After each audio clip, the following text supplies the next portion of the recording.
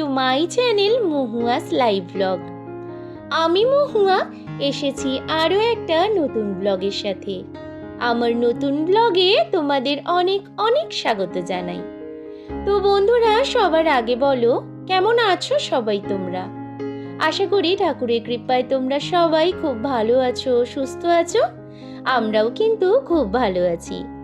সকাল সকাল ঘুম থেকে উঠেই ঘরের সামনেটা আগে জল দিয়েই ঘরের চৌকাঠগুলোকে মুছে নিলাম, আর তারপরেই সোজা চলে এলাম জামা কাপড়টা সেরেই আগে বিছানাটা গোছাতে।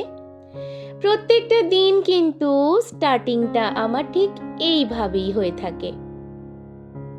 এখন যেহেতু শীতকাল, ঘরের কাজগুলো আর তাড়াহুড়ো করে সারতে পারি না, তো সেই কারণে সকালবেলা উঠেই আগে জলটা দিয়েই বাইরেতে, তারপরে চৌকাঠটা মুছেই আমার আগে যে কাজগুলো থাকে সেইগুলোকেই আগে শুরু করি।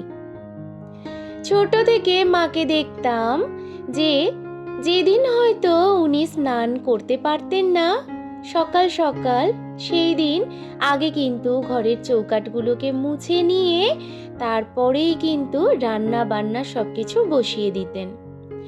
আর আমিও ঠিক ওইভাবেই মাকে দেখেই সব কিছুটা শিখে গেছি। আর আজকে বলতে পারো এইগুলো আমারও একটা অভ্যাসে পরিণত হয়ে গেছে। সকাল সকাল উঠেই বাসি জামা কাপড়ে আগে কিছু করতে নেই, এটা কিন্তু আমরা সবাই জানি। যতটুকু মেনে চলতে পারবো ততটুকু কিন্তু আমাদের সঙ্গেই থাকবে, আর যেটুকু মেনে চলতে পারবো না সেটা কিন্তু আমাদেরই সঙ্গে যাবে।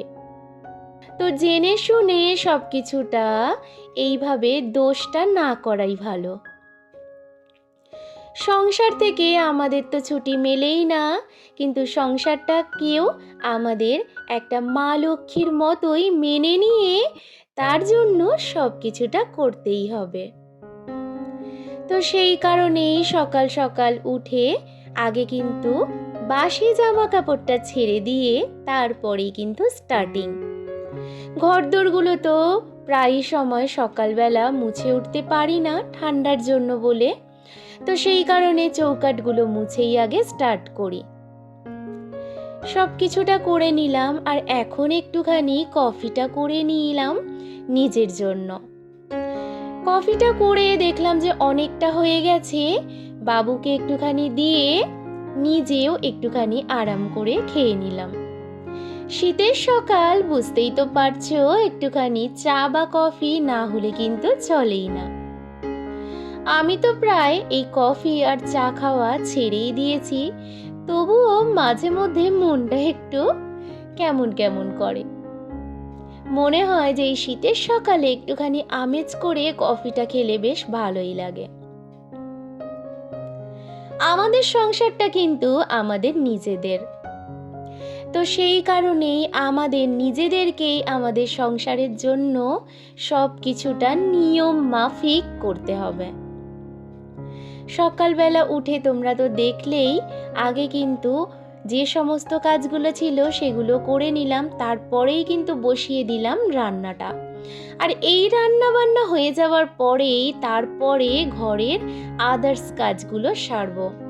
মোছামুছিটা একদমই বেলাতে করি, ওই যে বললাম শীতের সকাল সব কিছুটা কিন্তু আর পারি না। আজকে একটুখানি ভেজ ডাল করব মাছের মাথা দিয়ে আর সবজি দিয়ে, আর তার সঙ্গে করব ফুলকপি আলু দিয়ে মাছ দিয়ে একটুখানি তরকারি। ফ্রিজটা খুলে দেখি যে মশলাটাও আজকে বাটা নেই, তো অগত্যা আবারও আমাকে কিন্তু মশলাটা বাটতেই হলো, না হলে মাছের ঝালটা করব কিভাবে বলো। তো যাই হোক, এই অগত্যা আমার কাছে কিন্তু মিক্সারটা ছিল বলে এ যাত্রায় আমি বেঁচেই গেলাম। চট জলদি কাজ সারার জন্য কিন্তু ওটা অনেকটাই জরুরি। এতক্ষণে যদি হাতে করে মশলাটা বাটতে হতো তাহলে তো আর কোনো কথাই নেই। তাড়াহুড়োর সময় কিন্তু ওই কাজটা করতে গেলে অনেকটাই প্রায় দেরি হয়ে যেত। যাই হোক, মাছের মাথাটাকে কিন্তু একটুখানি মশলা দিয়ে কষে ডালটা এক সাইডে বসিয়ে দিয়েছি। ওদিকে ততক্ষণে সিদ্ধ হতে থাক, আর আমি এদিকে আলু আর ফুলকপিটাকে একটুখানি ভেজে নেব।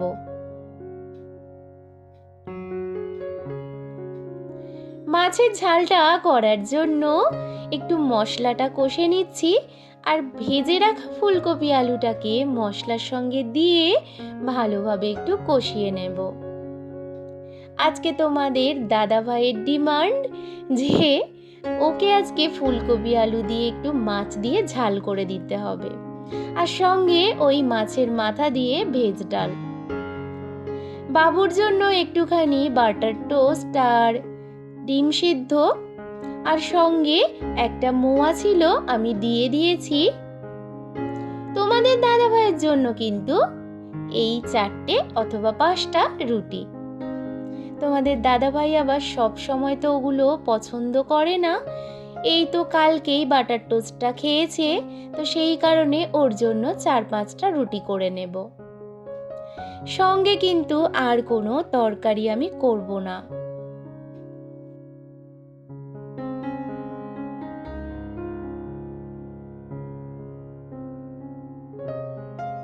রুটিগুলো কিন্তু আমার প্রায় সেঁকা হয়ে গেছে, আর এই যে মাছের ঝালটাতে ফুলকপিগুলো অর্ধেকটা সেদ্ধ করে তুলে রেখেছিলাম। বেশি করে সেদ্ধ করলে ফুলকপিগুলো কীরকম গলে গলে যায়, তো ওটা একটুখানি ভালো লাগে না।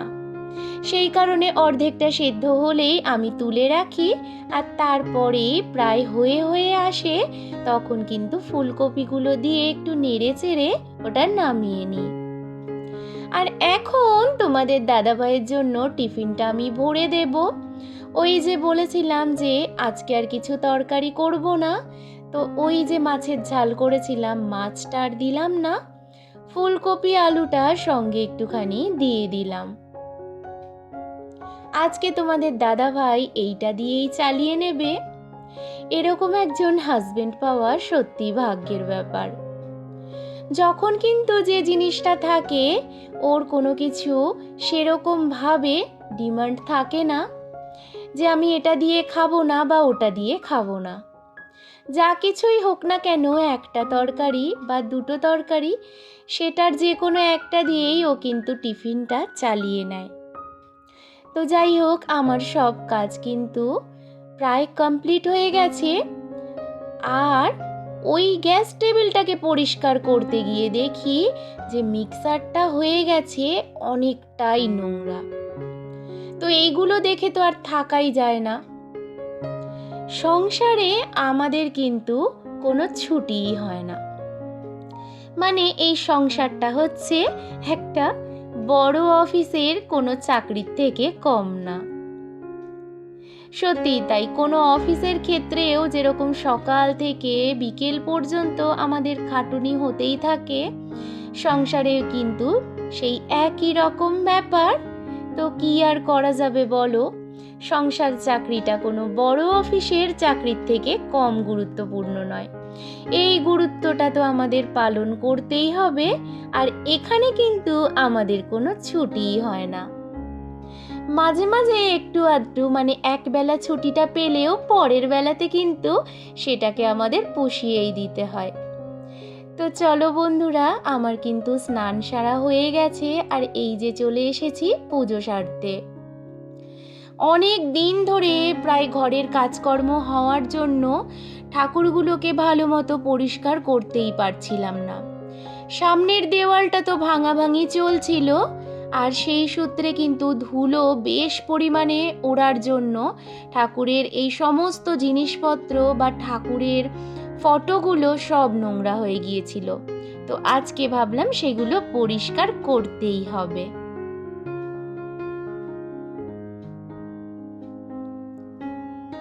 আবারও তোমাদের সঙ্গে দেখা হচ্ছে সেই বিকেলবেলা। আমি তো আমার ডিউটিতে চলে গিয়েছিলাম, আর বিকেলবেলা যখন এলাম তখন দেখলাম যে আজকে তোমাদের দাদা ভাই কাপড় জামাগুলো তুলতেই ভুলে গেছেন। প্রত্যেকটা দিন কিন্তু এই ডিউটিটা তোমাদের দাদা ভাইয়েরই থাকে, খুব কম সময় আমি এইগুলোকে তুলে থাকি। ডিউটি থেকে যখন আসি তখন তো প্রায় দেরি হয়ে যায়, আর দুপুরবেলা তোমাদের দাদাভাই যখন ঘরে খেতে আসেন তখন কিন্তু উপরে গিয়ে ও এই কাপড় জামাগুলোকে নামিয়ে দেয়। তো সকালবেলায় তোমাদের বলেছিলাম যে এরকম হাজবেন্ড পাওয়া কিন্তু সত্যি ভাগ্যের ব্যাপার। অনেকটাই ও হেল্প করে, তো এর থেকে আর বেশি কিছুর কি চাওয়ার থাকে। সন্ধ্যাবেলায় রুদ্রকে একটুখানি পড়তেও বসিয়েছিলাম, তো পড়তে পড়তে আমি সেই ফাঁকে আমার রান্নাটাও সেরে নিয়েছি, আর এই যে বসিয়ে দিয়েছি ওকে ড্রয়িং করার জন্য। ড্রয়িংটা করতে কিন্তু রুদ্র বেশ ভালোই বাসে, যখনই বসানো হোক না কেন তখনই কিন্তু বসে পড়ে। প্রায় প্রত্যেকটা দিনই আধ ঘন্টা হলেও আমি ওকে বসাই, যার জন্যই কিন্তু আজকে ওর এতটা ইমপ্রুভ। তো যাই হোক, চলো বন্ধুরা, আজকের মতো তাহলে ভিডিওটা এখানেই শেষ করি। আর ভিডিওটা তোমাদের কেমন লাগলো আমাকে কিন্তু কমেন্ট করে জানাতে অবশ্যই ভুলো না। যদি ভালো লেগে থাকে তো একটা লাইক করো, একটা কমেন্ট করো। অ্যান্ড আমাকে আর আমার কাজকর্ম যদি তোমাদের একটুও ভালো লেগে থাকে তো আমার পাশে থাকতে পারো। কাল আবারও দেখা হবে। টাটা।